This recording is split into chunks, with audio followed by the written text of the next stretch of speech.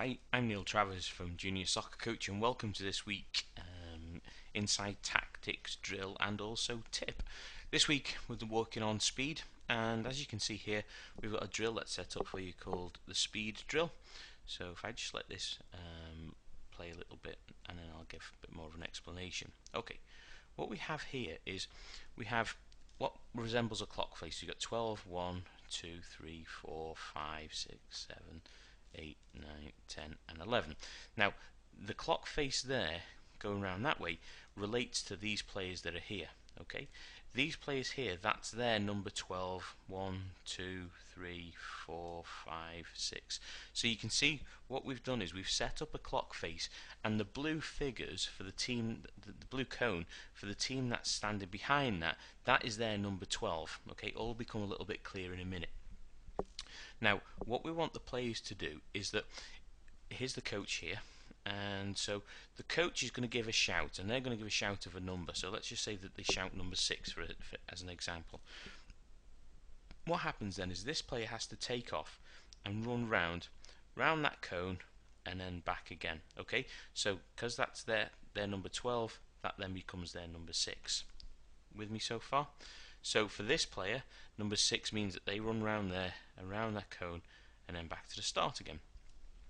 But let's say, for argument's sake, the coach shouts number 7.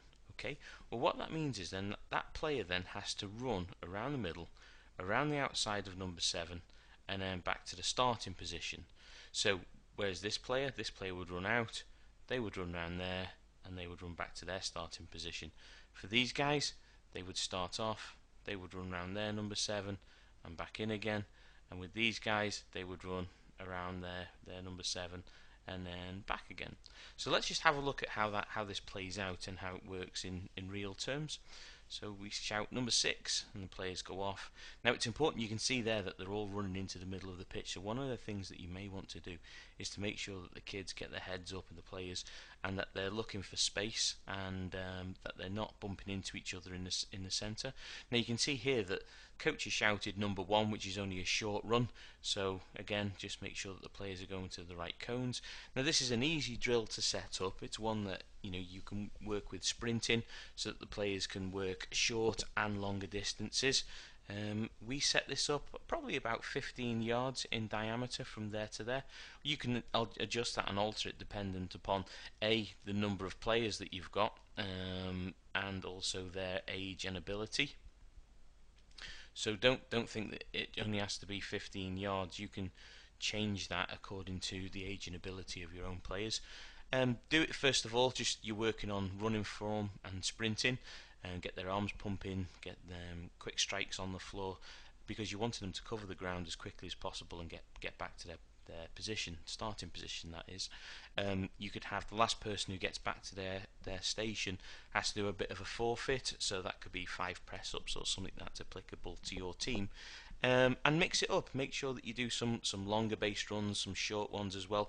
And the beauty about this drill is that the players don't know until a coach makes the shout in terms of where they need to run to. So what they've got to be doing is they've got to be alert, they've got to be on their toes, and they've got to be concentrating, ready for the next number. Now what you can do as well, depending upon how many players that you've got in the line, is that you can give multiple shouts as well, so that if the first one is number 1, and so these guys have got to run around there, you can shout number 6 for the next guys, and they've got to run around there. So what you might actually have is 8 players running through the circle at any one time, which means that they really do have to get their head up, because what you don't want is them bumping into each other. So they've got to think about their running form, concentrating on the shout, getting to the nearest cone, but also not bumping into one of their teammates. To progress it even further, introduce some footballs as well. So not only now have they got to concentrate on finding the right cone, but they've also got to take the ball with them and take it back with them. And just think about it, in football we don't run in straight lines anyway, so having to stop, check and then come back is not that different from what would actually be seen in a real life game. So there you have it, a quick drill that's working on speed, and it's called Against the Clock.